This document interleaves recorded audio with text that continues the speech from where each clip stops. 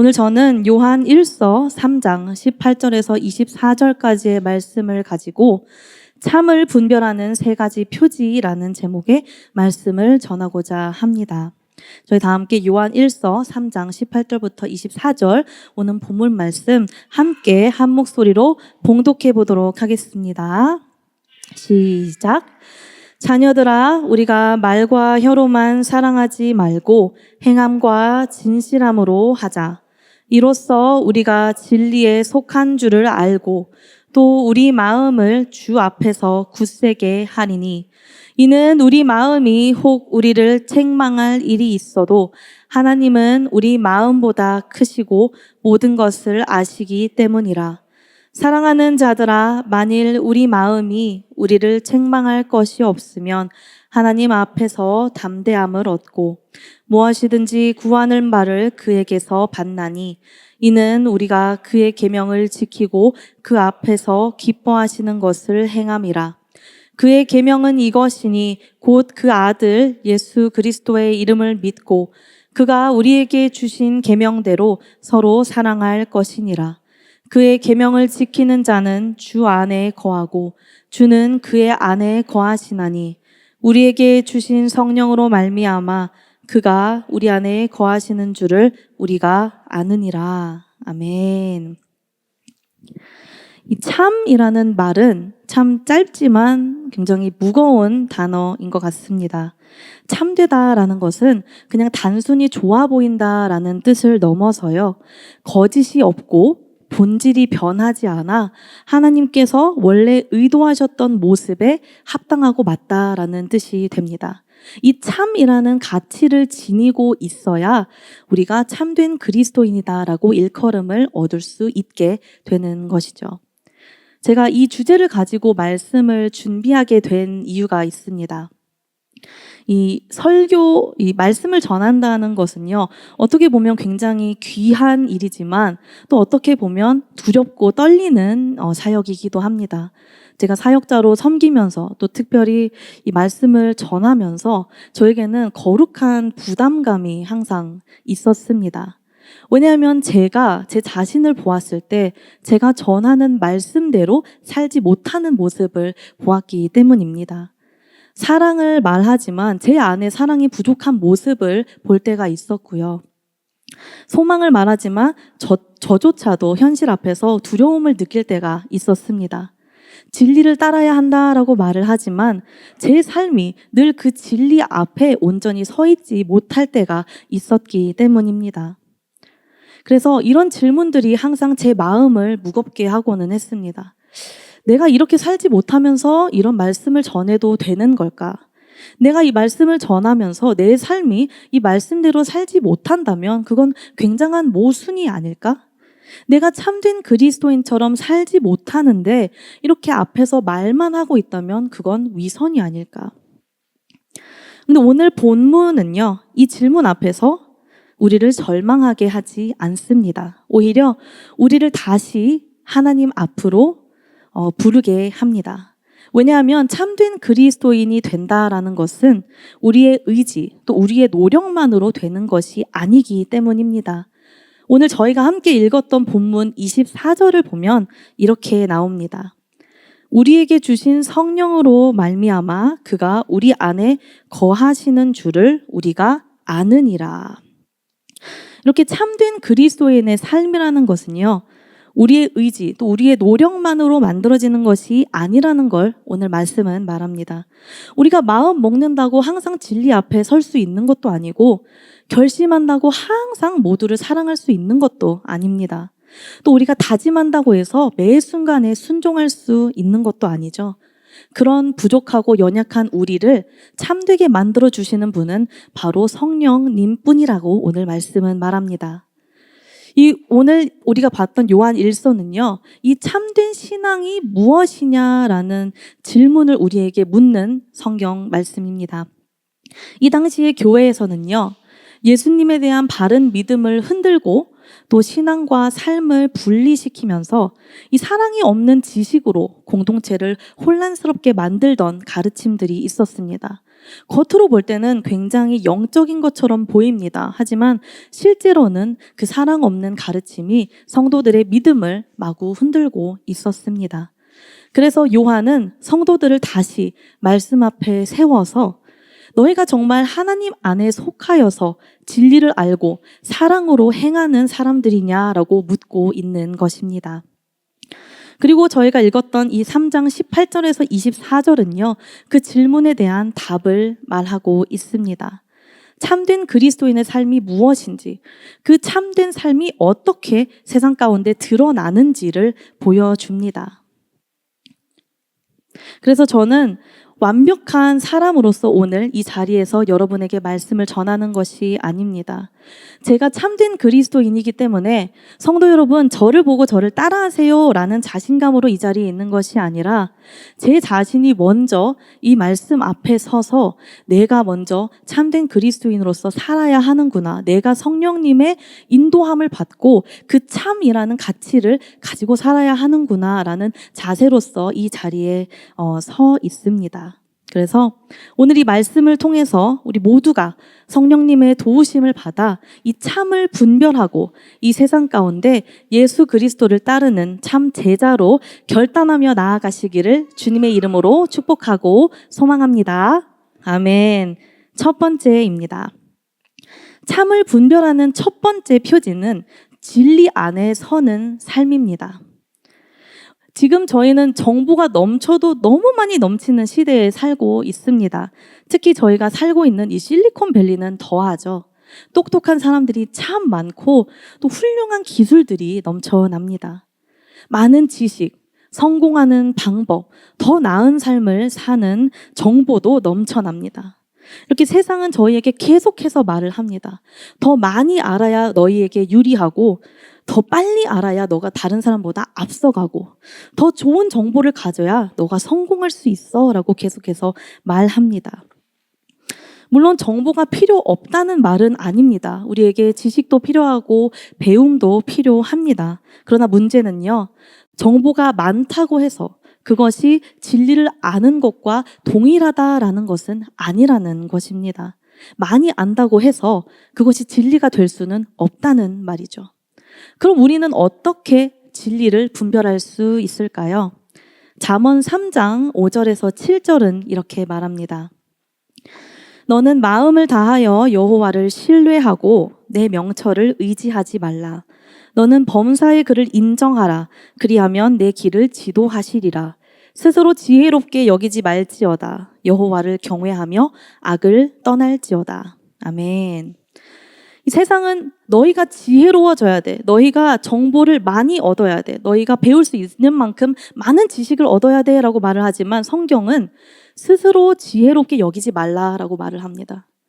세상은 네가 더 많이 알아야 네 길을 구축해 나갈 수 있어 라고 말을 하지만요, 성경에서는 범사의 하나님을 인정하면 하나님께서 너의 길을 인도하시고 지도하신다라고 말을 합니다. 여기에서 핵심은요, 무엇을 우리의 최종 기준으로 삼고 있냐가 됩니다. 나의 명철인지 하나님의 말씀인지, 아니면 나의 경험인지 하나님의 뜻인지, 세상의 기준인지 참 진리 되시는 하나님이신지, 그 기준의 핵심이 있다라는 것입니다. 이 참 그리스도인이다라고 하면요, 정보를 그냥 무시하는 사람이 아닙니다. 그렇지만 정보보다 하나님을 더 신뢰하며 나아가는 사람입니다. 자기 판단을 그냥 버리는 사람이 아니라 자기의 판단보다 하나님의 말씀을 더 높은 기준으로 삼는 사람이 바로 참된 그리스도인이라는 것입니다. 세상의 정보, 내가 가진 지식, 내가 여태까지 경험했던 그 수많은 경험들을 앞세워서 하나님을 의지하지 않는 것이 아니라 내가 마음을 다해서 여호와를 신뢰하고 그 범사의 하나님을 인정할 때 우리는 참된 지혜의 길로 인도받게 된다라는 것을 성경 말씀은 말하고 있습니다. 이 지식과 정보라는 건요, 우리에게 방법을 줄 수는 있습니다. 그렇지만 죽음의 문제 앞에서는 멈춰 설 수밖에 없습니다. 아무리 많은 정보를 가지고 아무리 많은 지식을 가진다 할지라도 인간은요, 죄와 죽음의 문제를 스스로 해결할 수가 없습니다. 정보는 우리를 편리하게 해줄 수는 있습니다. 하지만 우리에게 생명을 주지는 못하죠. 아무리 저명하고 똑똑한 학자라 할지라도 그 끝엔 죽음이 있을 수밖에 없습니다. 하지만 참 진리 되시는 예수 그리스도는 우리에게 생명을 주십니다. 그 진리 되시는 주님은 우리에게 생명을 주시고 다시 살게 하시는 역사를 주신다는 것입니다. 이 예수 그리스도는 진리를 설명하시는 분을 넘어서서 이 진리 그 자체이시며 생명이 우리에게 되신다는 것입니다. 그래서 예수님은 요한복음 8장 32절에서 이렇게 말씀하십니다. 진리를 알지니 진리가 너희를 자유롭게 하리라. 아멘. 진리가 우리를 자유롭게 한다라고 말씀을 하세요. 그런데 여기서 말하는 자유는 그냥 단순히 내가 하고 싶은 대로 다 하는 방종의 자유가 아닙니다. 그보다 훨씬 더 깊은 자유를 주신다고 하십니다. 어떤 자유일까요? 죄에서 풀려나는 자유이고요. 거짓된 가치관에서 벗어나는 자유를 주십니다. 세상의 평가에 묶이지 않는 자유를 주시고요. 비교와 두려움, 열등감에서 벗어나는 자유를 주십니다. 그래서 즉 이 진리가 우리를 자유롭게 한다는 이 말씀은요. 우리가 하나님의 말씀 안에 거하면서 그 진리 위에 서서 살아갈 때 그 말씀이라는 굴레에 묶여서 속박당해서 답답하게 산다는 뜻이 아니라 오히려 하나님 안에서 하나님이 주신 그 삶과 은혜를 기뻐하고 감사하며 온전히 누릴 수 있게 되는 그 은혜를 부어주셨다라는 말이 됩니다. 세상을 보면 많은 정보를 가지고 있는 사람이라 할지라도 여전히 불안해합니다. 많은 것을 아는데도 계속해서 다른 사람들과 나 자신을 비교하며 나아가죠. 성공하는 방법을 안다고 할지라도 계속해서 다가오는 앞이 보이지 않음에 두려워할 수 있습니다. 우리가 아직 자유롭지 못하기 때문입니다. 이 정보는 우리에게 자유를 줄 수 없기 때문이죠. 우리를 진짜로 자유롭게 하시는 분은 오직 예수 그리스도밖에 없으십니다. 이 예수님을 알 때 내가 누구인지 알게 되고요. 내가 왜 사는지 알게 되고요. 내 인생이 어디를 향해야 되는지 알게 되고 그 궁극적인 삶의 목적을 깨달을 수 있게 되는 은혜가 부어진다는 것입니다. 하나님을 떠난 자유를 살펴보면 결국에는 죄와 욕망의 종이 될 수밖에 없습니다. 하지만 하나님 안에 있는 자유는 우리를 더 큰 생명으로 이끌게 됩니다. 우리가 삶의 모든 자리, 드러나는 면, 드러나지 않는 개인적인 면, 그런 모든 순간순간에서 하나님을 인정하며 나아갈 때 참 진리 되시는 주님은 우리를 세상의 모든 묶임에서 풀어주시는 자유를 주신다는 것입니다. 더 이상 사람의 평가에 끌려가지 않게 하시고 세상의 기준에 갇히지 않게 하시고 하나님 안에서 온전한 참된 자유를 누리게 하신다는 것입니다. 그러므로 이 참된 그리스도인은 단순히 세상의 정보를 많이 가진 사람이 아니라 참 진리 되시는 예수님 안에 거하면서 그 삶의 궁극적인 목적을 깨닫고 그 진리대로 살아가며 자유를 누리는 사람이라는 뜻이 됩니다. 제가 교회학교에서 아이들을 가르치다 보면요. 말씀이 단순히 그냥 귀로만 들어가는 게 아니라 마음으로 쫙 흡수가 된다라는 순간들을 볼 때가 있습니다. 처음에는 친구들이니까 장난도 치고 산만하기도 합니다. 그런데 어느 순간 말씀을 들으면서 조용해질 때가 있습니다. 아무 생각 없이 듣는 건 아닌가 싶기도 했는데 나중에 보면 그 말씀이 다 마음에 심겨져 있습니다. 복잡한 설명을 하지 않아도요. 이 진리의 말씀이 선포될 때 아이들이 그 말씀을 그대로 흡수하면서 그 눈동자가 반짝하는 순간이 있어요. 이 마치 화선지에 먹물을 이렇게 붓으로 그릴 때 화선지가 먹물을 쫙 빨아들이는 것처럼 아이들이 이 말씀을 가감 없이 흡수하는 순간들이 있습니다. 어른들은 때때로 많이 계산을 하곤 합니다. 여태까지 살아온 시간들도 있고 경험들이 이 말씀 앞에서 많은 생각들을 하게 하죠. 이 말씀이 지금 내 상황에 맞을까? 내가 진짜 이 말씀대로 살 수 있을까? 이건 너무 이상적인 말씀이 아닐까라면서 여러 가지 생각들이 우리의 머리를 복잡하게 합니다. 그런데 아이들은 이 말씀을 들을 때 단순하고 순전합니다. 하나님이 사랑하신다라고 말씀을 하면 하나님이 날 사랑하시는구나라고 확 받아들여요. 하나님이 남을 용서해야 돼라고 말을 하면 나는 누구를 어떻게 용서할 수 있을까라면서 고민을 하기 시작합니다. 예수님만이 길이 되셔라고 말하면 그렇지, 예수님만이 나의 길이 되셔, 나는 예수님을 따라가야 돼라고 말을 해요. 이 모습을 보면서 저는 오히려 아이들에게 참 많이 배우는 것 같습니다. 이렇게 진리라는 것은요, 복잡하게 또 화려하게 포장이 되어야 능력이 있는 것이 아니라 그 자체로 능력이 있습니다.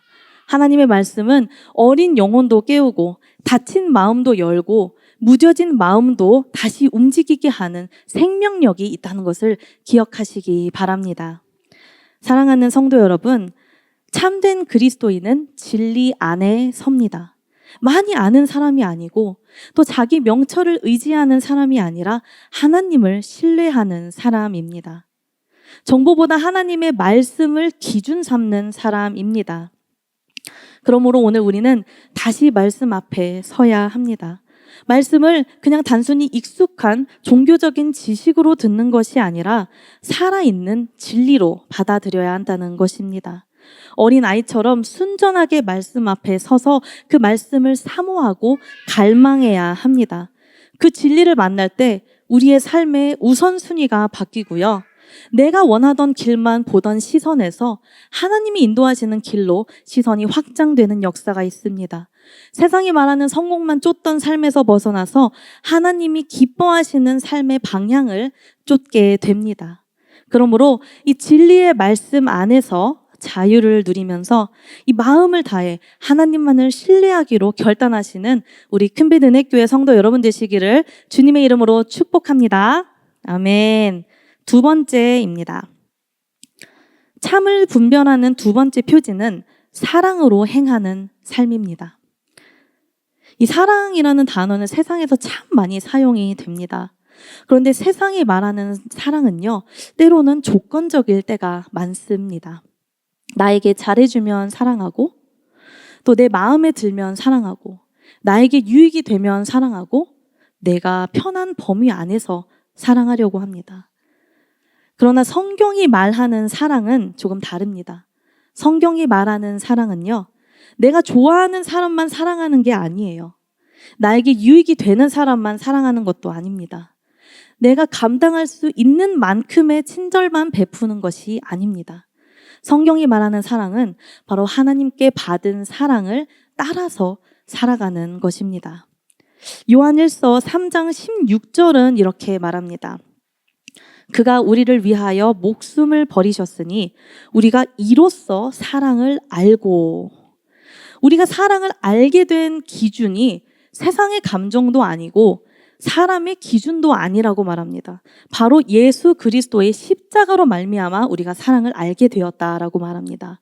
하나님이 우리를 너무나 사랑하셔서 그 하나뿐인 아들 독생자 예수 그리스도를 주셨고, 예수님은 그 사랑에 순종하심으로 자기 생명을 그 십자가에서 내어주셨습니다.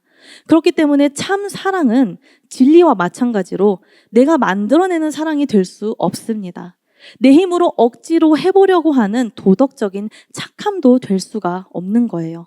참사랑은 그 아들까지 내어주셨던 하나님의 사랑을 받았으니 이제 내가 그 사랑을 가지고 삶 가운데 행하며 살아가는 그 삶이 되어야 한다는 것입니다. 오늘 본문 말씀 18절에 보면 이렇게 나오는데요. 제가 읽어보도록 하겠습니다. 자녀들아, 우리가 말과 혀로만 사랑하지 말고 행함과 진실함으로 하자. 아멘. 사랑한다고 말하는 것은 어렵지 않아요. 사랑합니다. 축복합니다. 아니면 따뜻한 겉면의 말이 될 수도 있죠.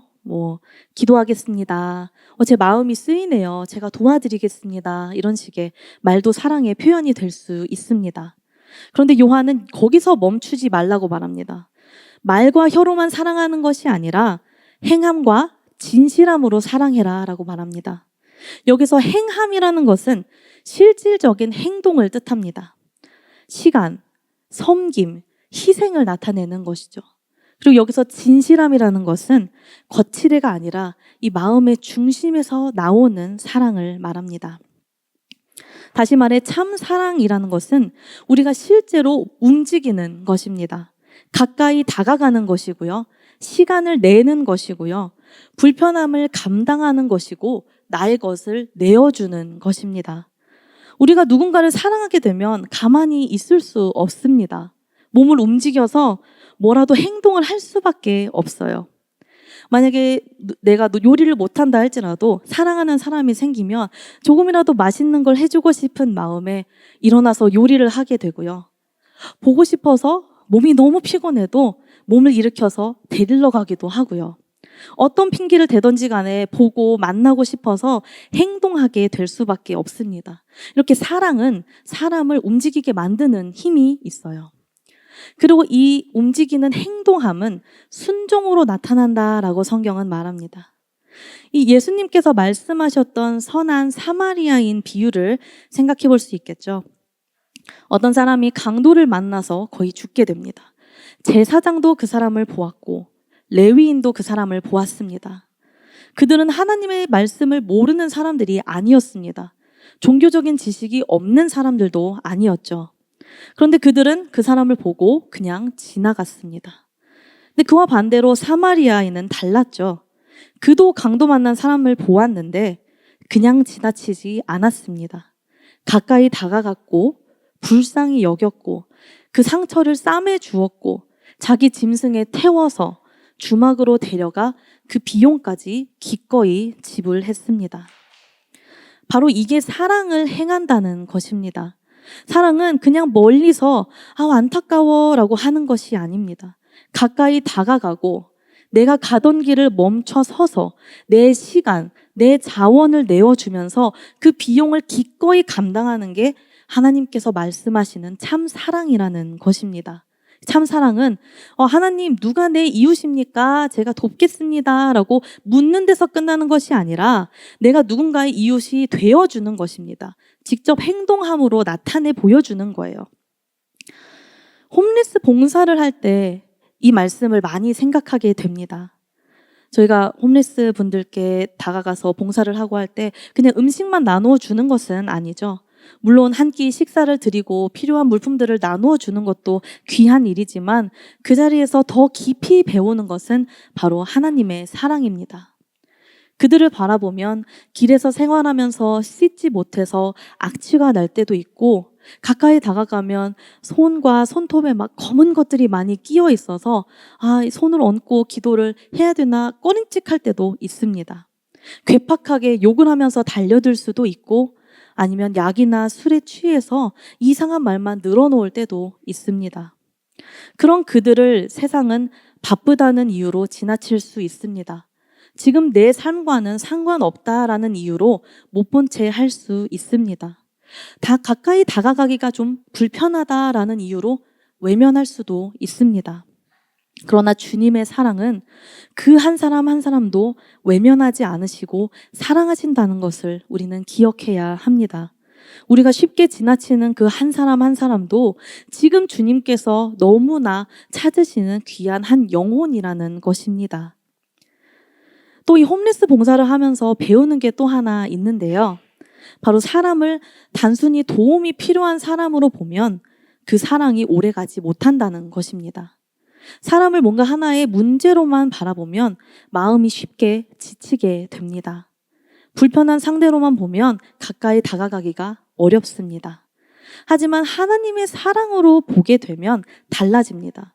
그 사람도 하나님이 지으신 사람이고 그 사람도 예수님이 사랑하시는 한 영혼이기 때문입니다. 그 사람도 하나님 앞에서 너무나 존귀한 존재이기 때문에 그 참 사랑을 가지고 우리가 세상을 바라볼 때 우리의 시선이 변화되는 역사가 있게 되는 것입니다.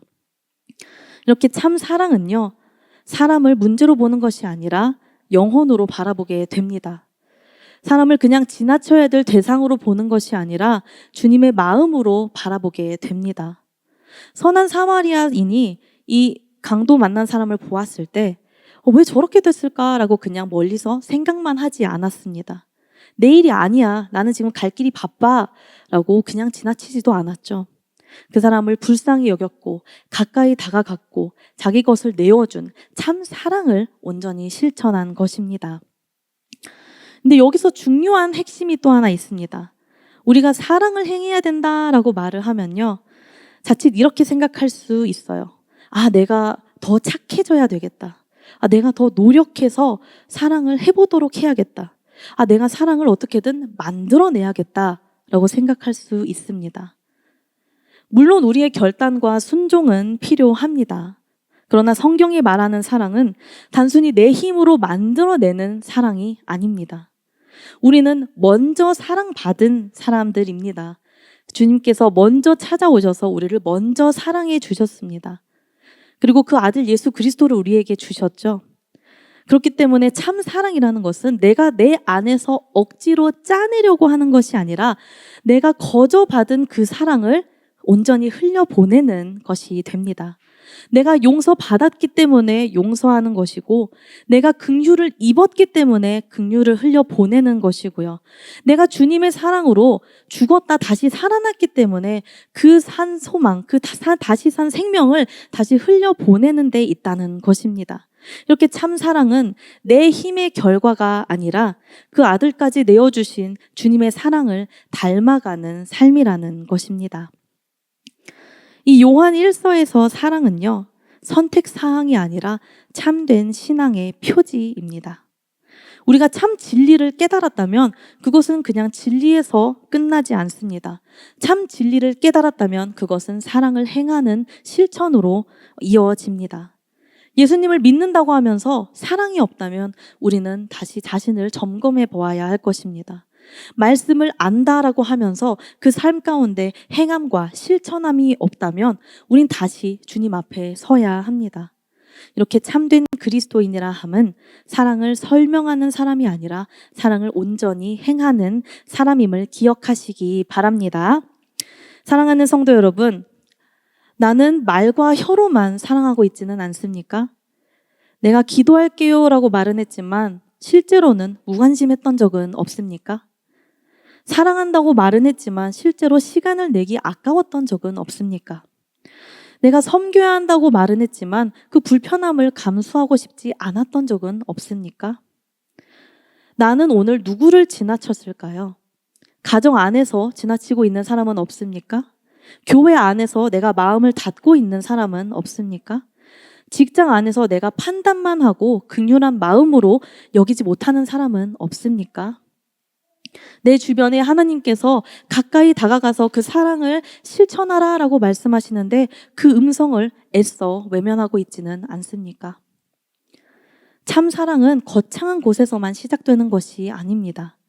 우리의 가정에서 시작이 되고요.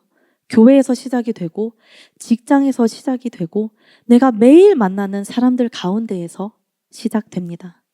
때로는 홈리스 봉사처럼 내가 무심코 지나쳤던 그런 장소에서 시작이 되기도 합니다.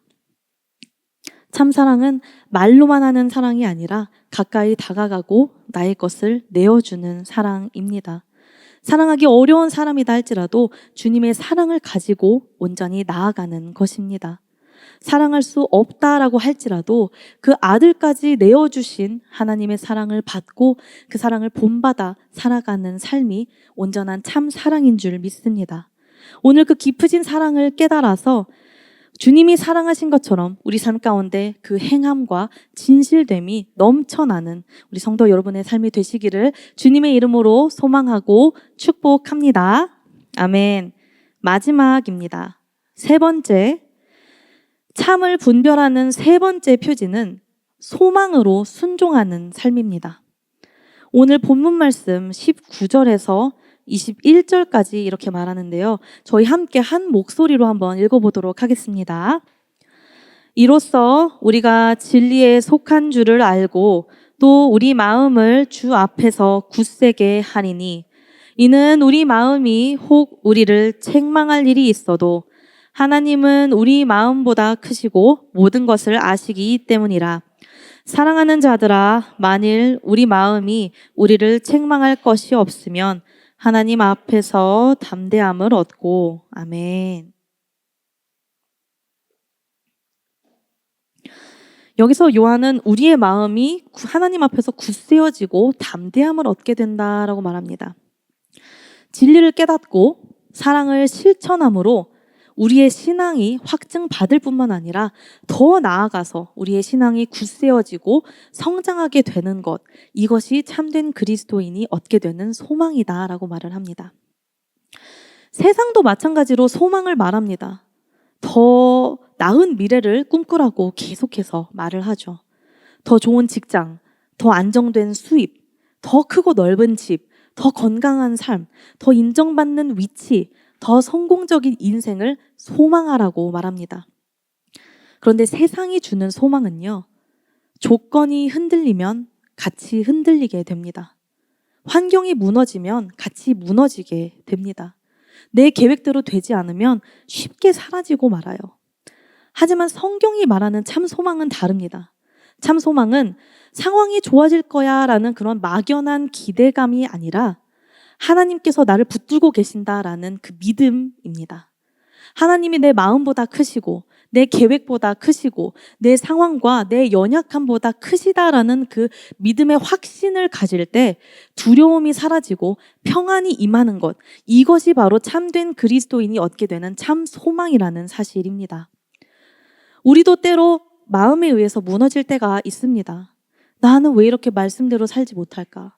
나는 왜 이렇게 부족할까? 나는 왜 사랑해야 하는 줄 알면서도 사랑하지 못할까? 이런 마음들이 우리를 책망할 때가 있습니다. 죄책감이 우리를 누를 때가 있고 연약함이 우리를 넘어뜨려서 하나님 앞으로 나아가지 못하게 만들 때가 있습니다. 그러나 오늘 본문 말씀에서 요한은 말합니다. 하나님은 우리 마음보다 크시다고 말합니다. 우리의 실패보다, 우리의 연약함보다, 우리의 두려움보다, 우리의 불안보다 크신 그 주님께서 그 마음까지도 이해하시면서 우리의 연약함을 아시고 크신 사랑으로 대해 주신다는 이 놀라운 사실이 우리에게 참 소망이 된다라는 것입니다. 그래서 참 소망은요, 그냥 단순히 나는 괜찮아, 나는 괜찮을 거야, 나는 잘 될 거야 라는 자기 확신이 아닙니다. 참 소망은 하나님이 나보다 크시다라는 믿음을 갖는 것입니다. 내가 나를 붙드는 게 아니라 하나님께서 나를 붙들고 계심을 온전히 믿는 믿음입니다. 이 소망을 얻을 때 우리는 비로소 주님의 음성에 순종할 수 있게 됩니다. 하나님을 신뢰하기 때문에 실제 삶의 자리에서 온전히 순종의 걸음을 뗄 수 있는 원동력이 된다는 것입니다. 하나님께 소망을 둔 사람은요, 예배를 절대 가볍게 여길 수 없습니다. 하나님께 소망을 둔 사람은요, 말씀을 뒤로 미룰 수 없습니다. 하나님께 소망을 둔 사람은 세상의 평가보다 하나님의 뜻을 더 귀하게 여길 수밖에 없습니다. 하나님께 소망을 둔 사람은 손해가 있어 보여도 믿음의 자리를 지키는 선택을 할 수밖에 없습니다. 왜 순종할까요? 하나님께 소망이 있기 때문입니다. 왜 예배의 자리를 지킵니까? 하나님께 소망이 있기 때문입니다. 왜 세상과 다른 길을 선택합니까? 하나님께 소망이 있기 때문입니다. 이렇게 참 소망이 그리스도인으로 하여금 그리스도인답게 살아가게 만드는 원동력이 된다는 사실을 기억하시기 바랍니다. 아멘. 저에게도 이 소망이 실제 선택으로 이어져야 했던 순간이 있었습니다. 제가 직장에서 이제 해외 지사로 이제 프로모션이 되면서 호주 출장이 잡히게 된 적이 있었어요. 그런데 호주까지 가는 비행 시간이 16시간이 넘고 시차도 굉장히 많이 차이가 나기 때문에 일정을 조정해야 되는 것이 굉장히 불가피한 상황이 왔습니다. 당연히 회사에서는 월요일부터 출장 일정을 시작해 달라고 말을 했고, 그렇게 하려면 저는 금요일에는 무조건 비행기를 타야 했어요. 그런데 제 마음에 걸리는 것이 있습니다. 전도사로 섬기는 사람이 어떻게 주일 예배를 빠지고 출장을 간다라고 하는 게 아무리 생각해도 제 마음에 쉽게 타협이 되지 않았습니다. 머리로는 여러 가지 이유를 댈 수가 있었죠. 거기에 가서 현지 예배를 드리면 되지 않을까. 호주는 멀고 시차가 크니까 한 번만 예외로 그러면 괜찮지 않을까. 라고 생각을 할 수도 있었겠죠. 그런데 마음 한편에 계속해서 질문이 남습니다. 이 선택이 진짜 그리스도인으로서 합당한 선택일까? 내가 하나님을 소망한다라고 말하면서, 내가 하나님을 따른다라고 말을 하면서 예배의 자리를 이렇게 쉽게 타협해도 되는 것일까? 그래서 조심스럽게 제 상사 디렉터에게 이 부분을 말씀을 드렸습니다. 아름답게 잘 마무리가 되었다면 좋았겠지만 이것이 올라가서 CEO에게까지 올라가게 됩니다. 그래서 이제 CEO가 무조건 월요일부터 일정을 시작했으면 좋겠다라는 푸시가 들어옵니다. 마음이 좀 불안해졌습니다. 솔직히 쫄렸던 게 사실입니다. 요즘같이 경제적으로 어렵다라는 시기에 다른 사람도 아니고 회사의 CEO가 그렇게 얘기를 하니까 제 마음이 좀 위축되었습니다. 그런데 기도하면서 이 직장을 주신 분도 하나님이시라면 분명히 이것을 피할 길도 하나님께서 예비해 놓으셨다라는 확신 아닌 확신이 제 마음에 들어오게 됩니다. 그래서 그 믿음을 붙들기로 작정을 하고 기도를 합니다. 그리고 CEO에게 단독 미팅을 요청을 합니다. 그래서 미팅 당일 아침 마음이 많이 분주합니다. 회사에 이제 그 미팅을 하는 폰 부스에 들어가서 방언으로 막 선포를 하면서 대적 기도를 합니다. 두려움과 불안을 내려놓고 주님 제 입술을 주관하여 주시고 나를 혼란스럽게 만들고 불안하게 만드는 더러운 사단마귀는 떠나갈지어다라고 하면서 큰 소리로 대적 기도를 해요. 그러고 CEO를 만나러 갑니다. 근데 막상 오피스에 들어가고 나니까 마음이 한결 편안하더라고요. 이제 더 이상 뒤로 갈 것은 없잖아요. 둘이 이제 함께 있으니까. 그래서 솔직하게 말을 합니다. 저는 크리스찬이고 주일 예배를 성수하는 것이 저의 믿음의 굉장히 큰 부분을 차지하고 있습니다. 그래서 모든 출장을 주일 예배를 마친 후에 떠날 수 있습니다. 대신 도착하는 화요일 아침부터 모든 일정을 바로 소화하겠습니다. 이게 제가 할 수 있는 최선입니다. CEO 입장에서 바라보면 당연히 이 해외 출장에 많은 비용이 들어가니까 최대한 많은 일정을 저로 하여금 소화하고 많은 결과를 가지고 오기를 바랬을 것입니다. 그런데 제 이야기를 듣고 나서 의외로 너무 쉽게 제 의견을 이해해주고 존중해줬습니다. 보라, 너가 크리스찬인지 몰랐어. 그런 이유라면 당연히 주일 예배를 드리고 화요일부터 시작해도 괜찮아 라고 말을 해줬어요. 오히려 직접 말해줘서 너무너무 고마워 라고 얘기를 하더라고요. 그 순간 제가 깨닫게 됐습니다. 참 소망이라는 것은 말로만 하나님이 제 소망입니다 라고 고백하는 것이 아니라 실제 삶의 선택에서 하나님을 귀하게 여기는 것이다 라는 걸 말이죠. 참 소망은 두려움이 없는 상태가 아니라 그냥 평안한 상태가 아니라 하나님을 신뢰하며 순종의 자리로 나아가는 상태를 말한다는 것을 말입니다. 저는 그때 하나님께서 내 마음보다 크시고 내 두려움보다 크시고 내 상황과 내 앞길보다 크신 분이다라는 사실을 또 그때 한번 확실히 경험을 하게 되었습니다. 하나님이 우리를 향하신 뜻은요, 우리의 삶의 태도를 바꾸는 것입니다. 보통 하나님의 뜻이라고 얘기를 하면 우리는 뭔가 미래에 대한 그림을 생각을 하죠. 내가 누구랑 결혼하는 것이 하나님의 뜻일까? 내가 어떤 직업을 갖는 것이 하나님의 뜻일까? 내가 무슨 사업을 하는 게 하나님의 뜻일까? 내가 어디에 가서 사역을 하는 게 하나님의 뜻일까? 근데 하나님의 뜻이라는 건요, 무엇에 있는 것이 아니라 어떤 자세로 사는가에 있다는 거예요. 하형록 장로님이라는 비즈니스맨이 계십니다. 미국에서 건축과 엔지니어링 회사를 이끌었던 비즈니스 리더셨는데요. 이분의 이야기가 특별한 이유는 단순히 그분이 사업적으로 성공했기 때문만이 아닙니다. 이 장로님은 비즈니스를 단순한 돈벌이로만 보지 않으셨어요. 하나님께서 맡기신 사역의 자리로 보셨습니다. 내가 이 일을 통해서 얼마나 뭘 더 얻을 수 있을까가 아니라 내가 이 일을 통해서 하나님이 누구를 붙여주셨고 내가 누구를 섬겨야 할까라고 생각을 하셨던 거예요. 이게 바로 참 소망을 가진 사람의 모습이라는 겁니다. 현실을 도피하는 것이 아니라 오히려 현실 속에서 그 풍파 속에서도 다르게 살게 하는 게 바로 참 소망이라는 것입니다.